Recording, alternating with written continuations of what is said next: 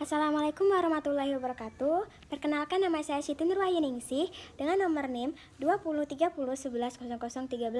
Pada kesempatan kali ini saya akan membuat video praktikum kimia, yaitu mengenai uji laju reaksi yang diampu oleh dosen Ibu Dr. Elvi Rahmi Mawarnis MSI dan asisten dosennya, yaitu ada Kak Nadia Sainita, Kak Syahrina Nurul Ilmi, dan Bang MYuzi Saputra.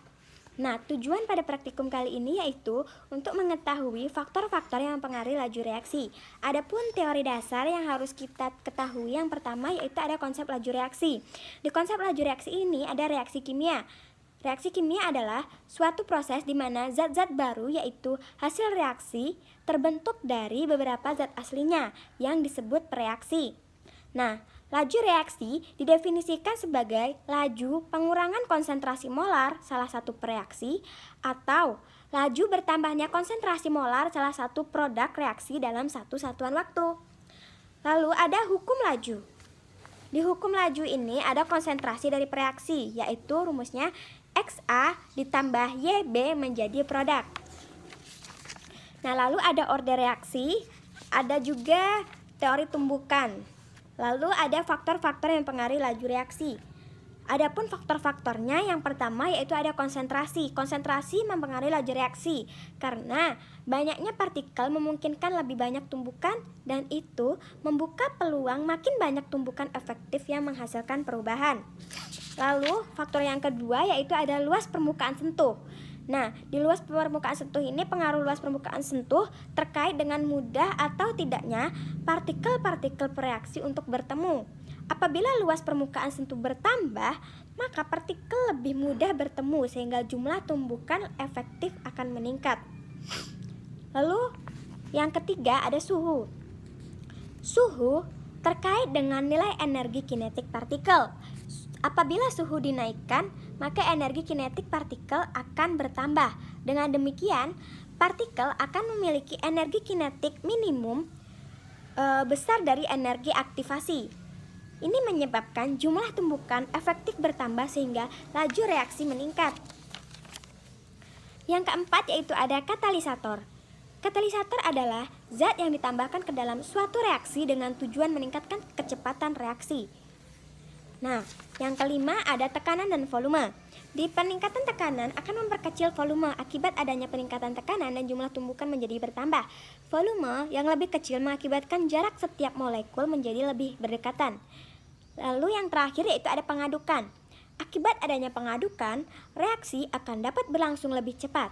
Pengadukan dapat mempercepat terjadinya tumbukan sehingga reaksi berlangsung lebih cepat. Lalu kita masuk ke alat dan bahan yang perlu kita siapkan. Yang pertama yaitu ada 2 buah botol air mineral bekas.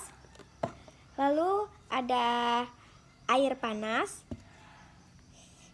air suling, dan ada air dingin. Lalu ada cuka, ada soda kue, ada lumpang dan alu, ada balon,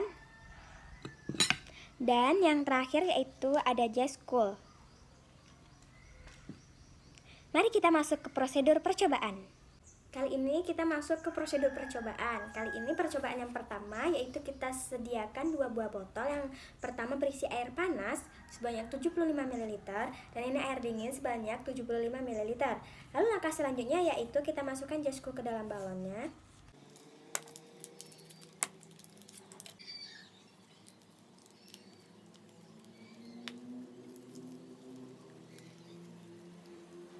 Nah, ini sudah ya, ini balon yang pertama. Lalu ini balon yang kedua, kita masukkan jas cool juga.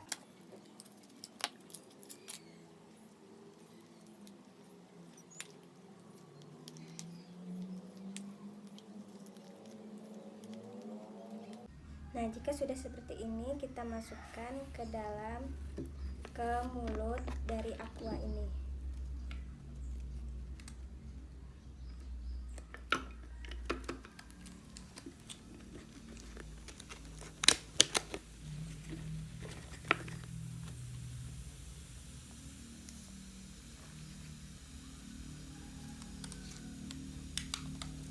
kita masukkan ke balon untuk yang percobaan yang keduanya.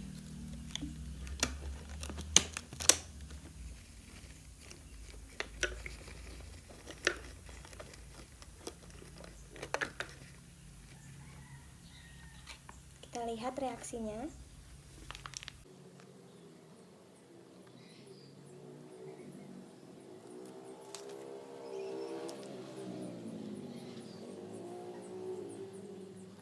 Nah, ini hasil reaksi untuk yang air panas dan ini hasil reaksi untuk yang air dingin.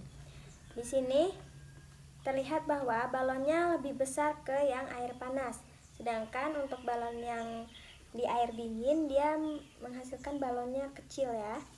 Nah, inilah untuk percobaan dan hasil dari percobaan pertama. Baiklah, kita masuk ke percobaan yang kedua. Kali ini kita siapkan 75 ml air dingin pada kedua buah botol. Lalu kita siapkan lumpang dan alu. Lalu ada balon dan ada jeskul. Kali ini ada jeskulnya. Yang pertama, yaitu langkah yang kita kerjakan. Kita buka jeskul ini lalu kita haluskan dengan lumpang dan alu. Kita haluskan jeskulnya.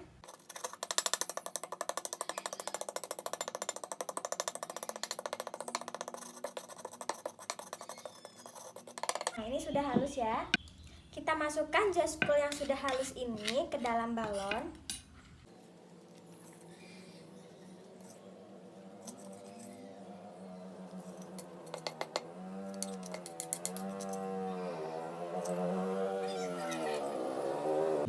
Nah, ini sudah cukup ya. Ini untuk yang botol pertama, lalu kita masukkan jeskul padat pada botol kedua. Ini masih padat ya bentuknya.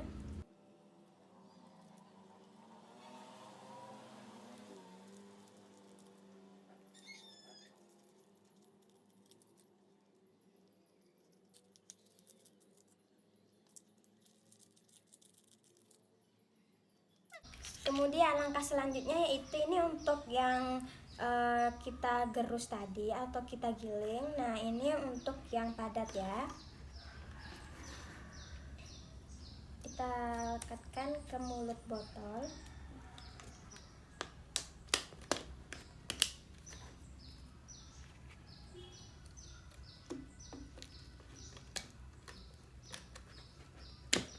Nah, sudah, kita lihat reaksinya.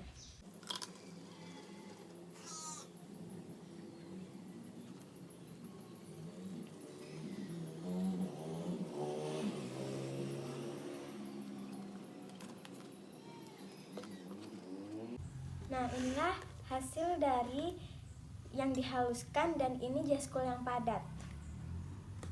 Nah, terlihat di sini lebih besaran untuk balonnya, yaitu balon yang padat ya daripada yang halus. Mungkin karena ini saya simpulkan karena yang halus ini mungkin karena partikelnya lebih kecil dan ini partikelnya lebih padat atau lebih besar. Nah, seperti inilah hasil untuk percobaan yang kedua.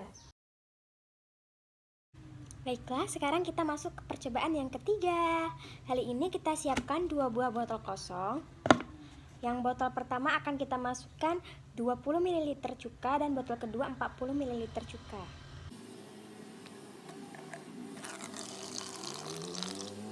Nah, ini untuk 20 ml cuka.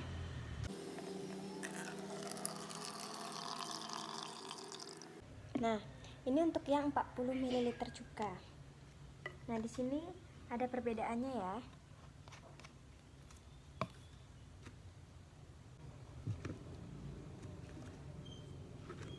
Nah, di sini terlihat perbedaan air cuka.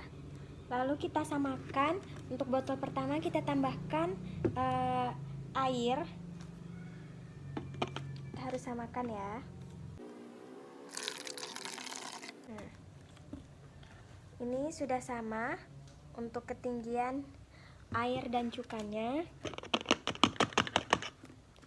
Lalu selanjutnya kita masukkan soda kue. Ini soda kue. Kita masukkan ke dalam balon. 1 sendok saja.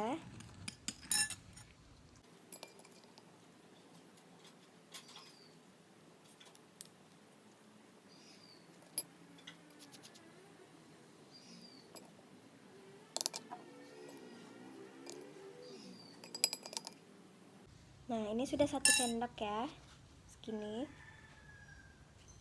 Nah, lalu kita masukkan ke balon yang kedua, soda kuenya juga 1 sendok.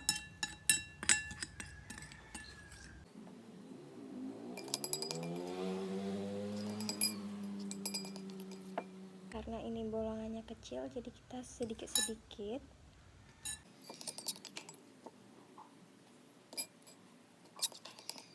Ini takarannya 1 sendok ya. Nah, sama ya.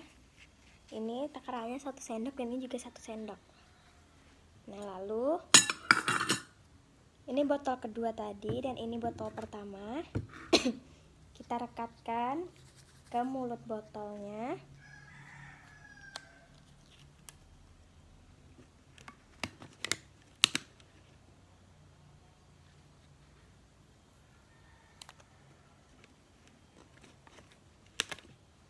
Nah, jika sudah, kita tuang secara bersama soda kue ini tadi dan kita lihat reaksi dari balon.